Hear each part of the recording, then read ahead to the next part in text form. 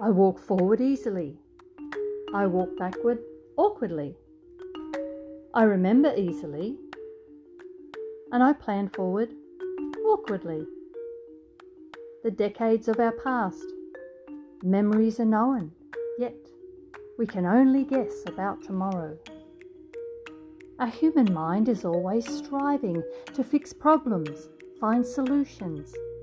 Our forward drive, our backward pull, thoughts of reality and fantasy. Backpacks loaded with regrets make life a heavy stagger uphill.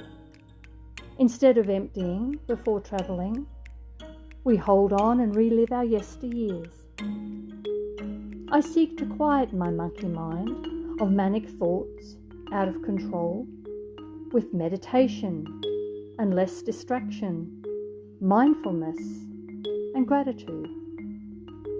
As I walk this life, I want to tread steps of peace on aggressiveness, footprints of plenty on greed, soul impressions of love on the mean.